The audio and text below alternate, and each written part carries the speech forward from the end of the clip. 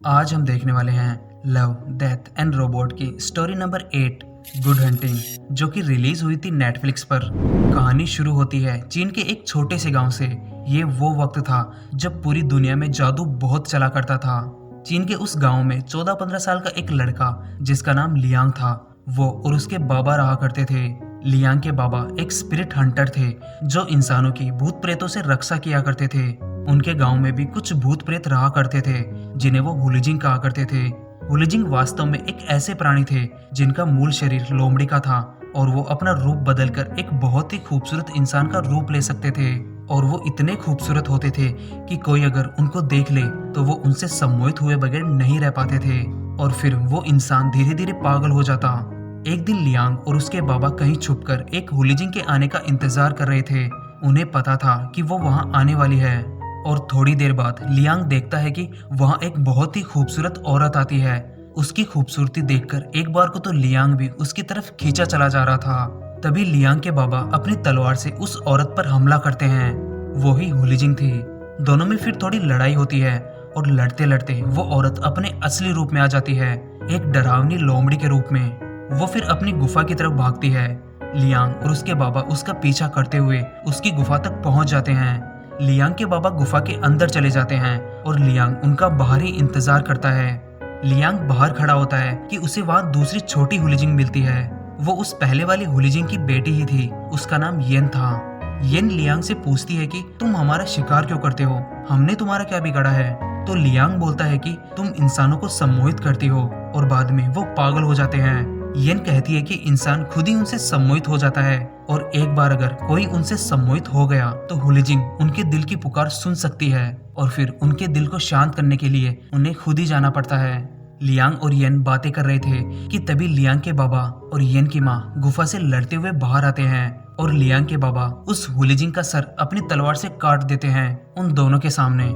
येन वहां पड़े पत्थरों में जाकर छुप जाती है। लियांग के बाबा उससे पूछते हैं कि क्या तुमने कोई और हुलिजिंग देखी है। लियांग पहले तो थोड़ा सोचता है और बाद में अपने बाबा को मना कर देता है कि नहीं, मैंने नहीं देखी।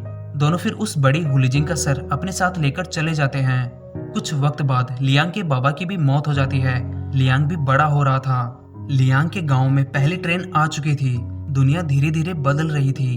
अब लियांग और येन बहुत अच्छे दोस्त बन चुके थे। उसने अपनी माँ की मौत का जिम्मेदार लियांग को कभी नहीं ठहराया। वो सच्चाई को एक्सेप्ट कर चुकी थी। एक दिन येन लियांग से कहती है कि मेरा जादू खत्म होता जा रहा है, मैं इस इंसानी रूप में कैद होती जा रही हूँ। कभी कभी तो मैं अपने असली रूप में आ भी नहीं पाती। इस दुनिया से जादू गायब होता जा रहा है और इसका कारण शायद ये पक्की सड़कें, कारखानों से निकलता हुआ धुआं है। कुछ दिनों बाद लियांग येन को बताता है कि वो ये गांव हमेशा के लिए छोड़कर जा रहा है और लियांग फिर हांगकांग आ जाता है और वहां उसे ट्रेन की मरम्मत करने का काम मिलता है। ये वो वक्त था जब हांगकांग अंग्रेजों के अधीन था। देखते ही देखते 5 साल बीत गए और लियांग अपने काम में मास्टर बन चुका था। वो वहां अकेला रहता है। एक रात लियांग अपने काम से अपने घर जा रहा था। तभी वो हांगकांग में येन को देखता है। उसे कुछ अंग्रेज लोग परेशान कर रहे थे। लियांग पहले तो उसे जाकर उन लोगों से पीछा छुड़वाता है और बाद में उसके साथ बातें करता है। लियांग येन से पूछता है कि वो आजकल क्या करती है और हांगकांग में क्यों है। तो येन उसे बोलती है कि वो अब पूरी तरह इस इंसानी रूप में कैद हो चुकी है। उसके पास ना तो जादू है और ना ही लोमड़ी का शरीर है, तो बस एक खूबसूरत इंसानी शरीर। वो पैसों के लिए अंग्रेजों के साथ सोती है। येन फिर लियांग से उसके बारे में पूछती है तो लियांग अपने बारे में बताता है। बातों बातों में येन लियांग को बोलती है कि उसका सपना है कि एक दिन उसे फिर से उसका असली शरीर मिल जाए और वो इन बड़ी बड़ी इमारतों पर उछले। थोड़ी देर बातें करने के बाद दोनों अपने अपने रास्ते चले जाते हैं। वक्त के साथ लियांग अपने काम में और परफेक्ट होता गया। शहर में टेक्नोलॉजी बहुत स्पीड से बढ़ रही थी। हर बार देखने पर शहर में कुछ नया होता। लियांग ने भी वक्त के साथ चलकर बहुत सी नई चीजें सीखी। लियांग को फिर पता चला कि उसे ट्रेन से ज्यादा अब ऑटोमेटा में ज्यादा दिलचस्पी है। वो खुद रोबोट्स बनाने लगा। वक्त बीतता गया। एक दिन लियांग अपने घर में सो रहा था कि उसे एहसास हुआ कि घर में और भी कोई घुस आया है। वो येन थी। येन लियांग से एक हेल्प मांगने आई थी। लियांग के पूछने पर कि क्या हेल्प चाहिए, येन अपने कपड़े उतारती है। कपड़े उतारने पर लियांग देखता है कि येन अब एक साइबोर्ग बन चुकी थी।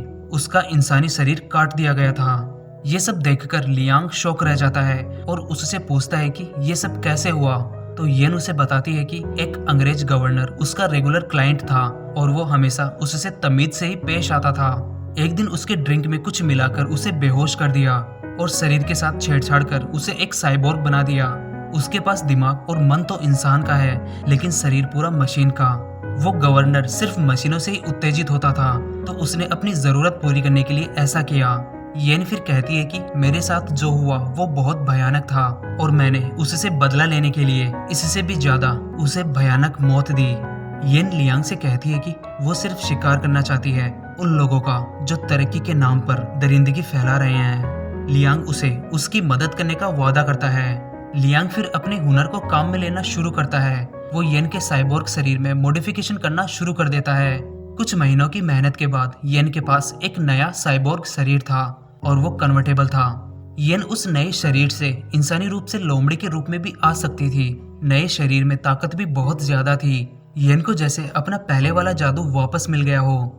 लियांग को गुड बाय बोलकर येन अपने नए शरीर के साथ शहर में शिकार करने निकल जाती है और इसी के साथ ये कहानी खत्म हो जाती है। तो आई होप ये कहानी और वीडियो आपको पसंद आया होगा, और अगर पसंद आया है तो वीडियो को लाइक करें। चैनल पर पहली बार आए हैं तो चैनल को सब्सक्राइब करें और बेल आइकन को भी जरूर प्रेस करें। तो मिलते हैं अगले वीडियो में लव, डेथ एंड रोबोट की अगली स्टोरी के साथ। तब तक के लिए गुड बाय।